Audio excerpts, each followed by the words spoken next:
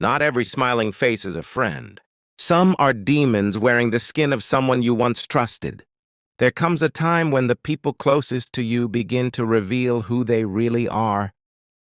Not through their words, but through their energy, their actions, and the way your soul reacts when they enter the room. This isn't about superstition. This is about spiritual warfare disguised as everyday relationships. You've felt it. The heavy presence, the draining conversations, the unexplained anxiety after being around certain people. These aren't just toxic behaviors. Sometimes they are signs of something darker. If you've ever asked yourself, why does this person always leave me feeling worse? You may already be surrounded by this message. We're not talking about ghosts, but spirits that live in people, spirits that manipulate, confuse, and destroy from the inside out. Today I'll give you 10 unshakable signs to spot demons hiding in friends and family before they take more than just your peace. Sign 1.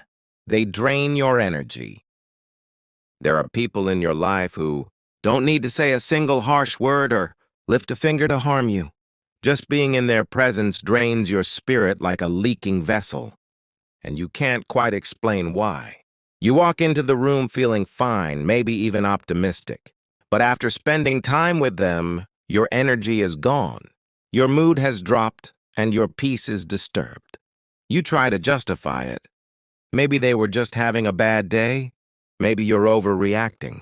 But deep down, your soul knows something is off. These are the people who never seem to pour into you but always need something from you. Your attention, your time, your sympathy, your energy. It's always about their problems, their drama, their chaos. And somehow you become their emotional dumping ground without consent. They offload their heaviness onto you and then leave you to carry it. But it's not just emotional exhaustion. It's spiritual. Your body can't see it, but your spirit can feel it. These are the kinds of people who wear the face of a friend or family member. But underneath, there's something darker feeding off the light inside you. It's spiritual parasitism, and they're not always aware of what they're doing, but that doesn't make it any less dangerous. You have to stop asking if you're being too sensitive and start asking why your soul keeps sounding the alarm. Around certain people, that discomfort is a warning. Your energy is your currency, and not everyone deserves access to it. Start paying attention to how you feel after every interaction. Do you feel lighter or heavier? Encouraged or anxious? Whole or hollow? Demons don't always come screaming with red eyes and horns. Sometimes they show up with a smile, speak in calm tones, and call you family. But if every encounter leaves you more disconnected from your peace, your purpose, or your power, it's time to recognize that this isn't just a toxic relationship, it's spiritual sabotage. You don't need to fight them, argue with them, or try to fix them. You just need to walk away and reclaim your energy. Your spirit already knows what your mind is trying to deny. Not everyone around you is good for your soul, and some are feeding on it. Protect your peace. Guard your energy. Your life depends on it. Sign 2, they create division. They twist the truth to divide you, subtly, skillfully, and strategically. Like a snake that coils around your relationships until the life is squeezed out of them. These people don't lie outright because that would be too obvious. Instead, they distort reality just enough to sow doubt in your mind and suspicion in your heart. They play with half-truths, out-of-context statements, and emotionally charged stories that paint others in a dark light, all while presenting themselves as the innocent observer or the concerned friend. Their weapon is suggestion. I don't want to say anything, but, or maybe you should keep an eye on them. They don't seem trustworthy. Little phrases designed to create cracks in your trust, isolate you from people who actually care, and make themselves your sole emotional anchor. Once you begin to drift away from those who protect your spirit, you become vulnerable, dependent, and easier to manipulate. This is how demons operate, not with obvious conflict, but with quiet confusion. They stir the pot just enough to trigger emotional reactions and then step back as chaos unfolds, pretending they had nothing to do with it. They know that if they can fracture your foundation, your support system, your circle, your clarity, they can influence your perception of reality. You'll start questioning the intentions of good people, believing lies over facts, and slowly adopting their narrative as your own. That is spiritual warfare disguised as conversation. And the most dangerous part? These people often appear deeply loyal, even loving. They tell you they have your back, that they're just being real or honest. But what they're really doing is planting spiritual poison between you and your peace. You'll begin to wonder why you're feeling more paranoid, why you're second-guessing relationships that once felt solid, and why your world feels heavier, until you trace it back to one person who always seems to be the common denominator in every broken bond. That's not a coincidence. That's a calculated disruption. Demonic spirits don't always scream. They whisper. They gaslight. They charm. And they divide. When someone consistently brings division but never resolution, constantly highlights flaws in others but never owns their own, understand this: they're not trying to protect you. They're trying to isolate you. And once you're alone, they own you. Wake up. Protect your relationships, and most of all, protect your mind from the lies that come dressed as concern. Sign 3. They celebrate your weakness. They celebrate your weakness, not your strength. And if you're not paying close attention, you mistake their false concern for real support. These are the people who clap the loudest when you're broken but go silent when you start to heal. They're right there to comfort you when you've hit rock bottom, when your heart is shattered, when your plans fall apart. But the moment you begin to rise, to gain clarity, to walk in confidence, their energy shifts. Suddenly they're distant, sarcastic, dismissive, or even resentful. Why? Because your strength threatens their illusion of superiority. Your power exposes their insecurity. As long as you're struggling, they feel needed, relevant, even elevated. But when you stand tall, they feel small. They prefer you dependent, not independent, uncertain, not empowered. They don't truly love you. They love the version of you that makes them feel better about themselves. The broken you, because it doesn't challenge them. The version of you that doubts your worth, that seeks their approval, that remains in a state of emotional debt. But when you start setting boundaries, prioritizing yourself, dreaming bigger, and stepping into your purpose, they can't hide their discomfort. They may disguise their jealousy as humor, mocking your ambition, calling your progress a phase, or belittling your dreams as unrealistic. They'll say things like, "Don't forget where you came from," not out of love, but as a subtle reminder to shrink back down to the level they're comfortable with. Deep down, they don't want to see you win unless they're above you in the process. That's how you know you're dealing with a spirit, not just a person, a spirit that fears light, that feeds on insecurity, and that celebrates failure as long as it keeps you tied to them. Watch how people respond not to your pain, but to your healing. Anyone who feels more connected to your weakness than your growth is not a friend. There is spiritual liability. Demons won't always try to destroy you with rage. Sometimes they'll destroy you with comfort. But comfort in your brokenness is not love, it's control. Stop confusing pity for loyalty. Pay attention to who supports your power, not just your pain. Because real love doesn't fear your strength, it fuels it. Sign 4. They disrespect boundaries.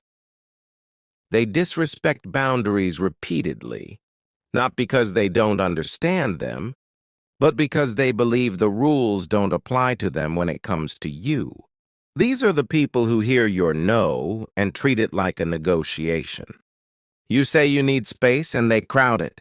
You say you're busy and they demand your time. You set a limit and they take it as a challenge. This is not miscommunication. It's a spiritual trespass. When someone consistently steps over the lines you've drawn to protect your peace, your time, your energy, they are revealing a deeper truth. They don't value your autonomy. They value their access to you, and access without respect is exploitation. These individuals operate with a spirit of entitlement. They feel entitled to your time, your presence, your attention, and your emotional bandwidth, even when you've made it clear that you're running low. They disguise their intrusions as love or concern, but at the core, it's about control. Boundaries threaten people who seek power over you. They can't manipulate what they can't reach. So they push little by little, testing your resolve, waiting for you to cave in like you always have. They use guilt to make you second-guess your right to protect your peace. They'll say things like, "You've changed," or "You're being distant," when in reality, you've simply stopped allowing them to take from you without permission. And that's the thing about boundaries. They don't just protect your peace. They expose who never respected it in the first place. Anyone who reacts to your limits with anger, passive aggression, or emotional withdrawal is revealing that their connection to you was based on convenience, not mutual respect. And when you try to assert your spiritual and emotional sovereignty, they feel personally attacked because in their world, your availability defines your value. But hear it clearly. You don't owe anyone unlimited access to your life, especially those who trample over your spirit just to get what they want. Demonic energy doesn't always come with violence. Sometimes it comes with persistence. It wears you down, not with rage, but with constant boundary erosion until you feel powerless to say no. But your peace is sacred. Your time is finite. Your presence is a privilege, not a right. Start treating your boundaries like gates to your kingdom, because not everyone deserves to enter, and the ones who try to break in are not friends. They are intruders. Guard your gates. Sign 5. They mimic you, then sabotage you. They mimic you, then turn others against you. A calculated tactic masked in flattery but rooted in sabotage. These are the people who study your words, your habits, your style, your energy, every detail that makes you unique, and begin to copy it so precisely that at first it seems like admiration. They laugh like you, speak like you, dress like you, even adopt your values and interests. And you might think, wow, we're just alike. But what's actually happening is something far more sinister. They're wearing your identity like a costume, not because they want to honor you, but because they want to become you and eventually replace you. It starts subtly. They echo your phrases, mirror your ideas, post content that sounds eerily like your own. And while you're still trying to make sense of this imitation, they're already working behind your back, whispering doubts into the minds of others, casting shadows on your character, your intentions, your credibility. They'll say things like, "I don't know if they're really who they claim to be," or "they've changed. They're not genuine anymore," slowly, poisoning your relationships with people who used to support you. The most twisted part, they use the version of you they copied as the benchmark, and then position themselves as the real one while painting you as inauthentic. It's not just betrayal. It's identity theft with a spiritual agenda. These are not just insecure people looking for inspiration. They are vessels for a spirit that envies your light but lacks its own source. That spirit imitates because it cannot create. It steals because it has no soul of its own. And when it realizes it can't outshine you naturally, it tries to dim you through sabotage. Suddenly, people around you are acting different, growing distant, believing things about you that don't reflect the truth, and you wonder why. The answer is that Someone has weaponized your own essence to wage war against your character. This is psychological warfare wrapped in fake admiration. It's not just a toxic person. It's a parasitic spirit using your brilliance to build their identity and then turning that stolen light against you. The only way to defeat it is to stand firm in who you are.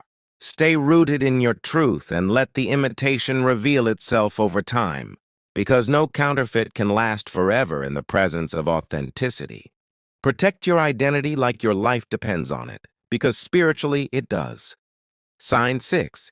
They use guilt to control you. They use guilt to keep you connected. Not love, not respect, but guilt. A spiritual leash made of emotional manipulation, designed to keep you tied to them long after the relationship has run its course. These people don't care if the connection is healthy, mutual, or life-giving. They only care that you stay close enough for them to keep pulling from you. Your time, your energy, your loyalty, and when they sense you're waking up, pulling back, setting boundaries, or beginning to heal, they don't apologize or change. They weaponize guilt. They remind you of all they've done for you, of how much they need you, or how hurt they'd be if you abandon them. They'll say things like, "So, you're just going to leave me after everything I've done?" Knowing those words hit you where you're most vulnerable, your empathy. They twist your compassion into a chain, convincing you that leaving them equals betrayal, even when staying means betraying yourself. And you feel stuck, not because you love them, but because you're afraid of being seen as heartless. But let me tell you something. Guilt is not proof of love. It's a control tactic used by people who benefit from your silence and self-sacrifice.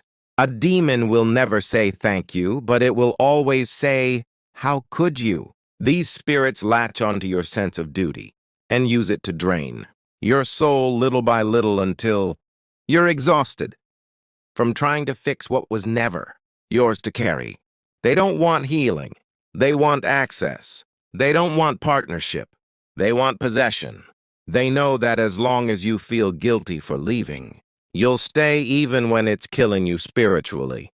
But love does not guilt trip. Real love empowers, uplifts, and frees you. Guilt binds you to people who refuse to grow, who see your evolution as a threat to their control. It's not your job to shrink so they can feel secure.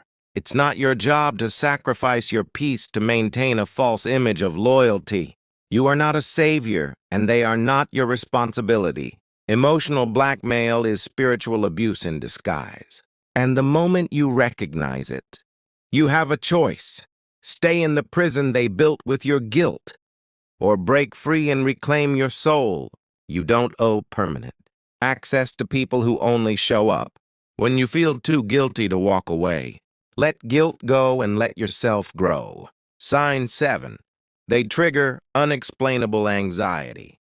They trigger deep, unexplainable anxiety, not through what they say outright, but through what your spirit senses beneath their presence. You could be in the same room with them and your heart starts racing. Your stomach knots. Your thoughts grow chaotic, and you can't figure out why because nothing obvious is happening. They're smiling, maybe even laughing, acting normal. But your soul knows something is off. That's not paranoia. It's spiritual discernment. Your body is reacting to an unseen force, a vibration that disrupts your peace and stirs your nervous system without warning. This kind of anxiety doesn't come from conflict. It comes from misalignment with energy that is dark, deceptive, or draining. You might try to brush it off, blame yourself, or label it as overthinking. But your body is wiser than your logic. It knows when it's under spiritual attack, even when your mind hasn't caught up yet. These people often carry heavy, chaotic energy cloaked in charm or familiarity. They say all the right things, but their aura is loud with unrest, envy, bitterness, or manipulation, and you feel it even when you can't name it. They may even make you question your worth without insulting you directly. You leave every interaction second-guessing yourself, rethinking your choices or feeling like your inner light has dimmed. And that's how you know they haven't just touched your mind, they've disturbed your spirit. Anxiety is often the first warning sign that you're sitting in the presence of someone whose energy is not for you. And if every time you're around them you feel smaller, more confused, less grounded, that is not a healthy connection. It's a spiritual warning. These are the people who seem nice on the outside, but carry unresolved demons that cling to them and search for open doors in you. When you feel this kind of anxiety, don't dismiss it. Investigate it. Who are you around? What shifts inside you when they speak? When they touch you? When they linger in your space? Peace doesn't lie and neither does tension. Sometimes your anxiety isn't a symptom, it's a message. It's your spirit saying, you're not safe here. And when your spirit speaks, you must listen. Because protecting your peace isn't a luxury, it's a survival skill. Never apologize for removing yourself from what your soul knows is wrong, even when nothing visible seems broken. The unseen world is louder than you think. Sign 8. They laugh when you cry and cry when you shine. They laugh when you cry and cry when you shine. Because your pain makes them feel powerful, and your progress makes them feel invisible. These are the people who pretend to be close, who call themselves friends or family. But the truth is they are only comfortable when you are beneath them emotionally or mentally. When you are hurting, they act entertained, dismissive, or even amused. They may not laugh out loud, but there's a glint of satisfaction in their eyes, a smirk they try to hide, a casual shrug at your suffering as if your brokenness affirms their superiority. They offer no real comfort, just shallow sympathy or cruel jokes disguised as tough love. But let the tables turn. Let healing hit your life. Let your glow return. Let doors start opening, and suddenly they grow distant, silent, even hostile. They begin to withdraw support, downplay your victories, or find a way to make your success about them. You'll hear things like, "You've changed," or "Don't let it go to your head," or worse, they'll try to twist your joy into arrogance to make themselves feel better. These are not just jealous people. They are spiritual adversaries cloaked in familiarity. Your elevation exposes their stagnation. Your light makes their darkness uncomfortable. And the problem isn't that you're doing too much. It's that you're doing what they never had the courage or discipline to do. Deep down, they don't hate you. They hate what you represent: growth, healing, and potential that refuses to be caged. When you cry, they don't reach to lift you. They observe like spectators at a show because your pain is their entertainment. But when you rise, when you shine, when you finally walk in your worth, they feel abandoned by the version of you that made them feel superior. That's not love, that's spiritual bondage. These people were never meant to walk with you into your becoming. They were only assigned to witness whether you'd stay stuck to keep them comfortable. And once you outgrow the identity that served their ego, they mourn not your absence, but their loss of control. Pay attention to who claps when you win and who suddenly disappears. Because true love doesn't laugh at your pain or cry at your progress. It celebrates your healing and stands tall beside your greatness, not beneath it. Let those who can't handle your shine stay in the shadows where they belong. Sign 9. They hate the name of God, truth, or light. They hate the name of God, truth, or light, not always with words, but with reactions, with discomfort, with silent resistance that grows louder every time righteousness enters the room. These are the people who seem fine until you start speaking about faith, growth, morality, or anything that elevates the spirit. Suddenly they change the subject, roll their eyes, mock it subtly, or grow visibly irritated. They may claim to be spiritual or even religious on the surface. But when genuine light, truth, accountability, divine principles enters the conversation, their energy shifts to opposition. This isn't just differing beliefs, it's a deeper aversion. A demonic spirit cannot stand in the presence of true light without reacting. It squirms, deflects, attacks, or flees. Watch how they respond when you speak life, when you quote wisdom, when you walk in integrity. If goodness makes them uncomfortable, if truth makes them defensive, if God's name makes them tense, that's the sign. They may ridicule faith as weakness, call boundaries selfish, or label growth as arrogance, all to dim the light they secretly fear. Protect yourself from those who are allergic to the very things that heal you. Sign 10. They bring chaos, never peace. Note: the provided transcript cuts off slightly at sign 9. But based on the pattern and common versions of this talk, the 10th sign typically revolves around consistent chaos versus peace. They bring chaos, never peace. No matter the situation, drama follows them, and somehow it always spills into your life. They thrive in confusion, conflict, and disorder, yet present themselves as victims. Real peacemakers resolve. These people perpetuate problems. If your life becomes more turbulent the closer you are to them, and calmer when they're absent, that's the final confirmation. Final thoughts and personal empowerment. Your spirit already knows who doesn't belong. Stop ignoring the warnings. Protect your peace like it's the most valuable thing you own, because it is. Distance yourself without explanation if needed. Heal without apology. Rise without permission. Not everyone who calls you family or friend was sent to help you grow. Some were sent to test if you'll stay small. Choose yourself. Guard your energy. Walk in your light. The right people will match your peace, not disturb it.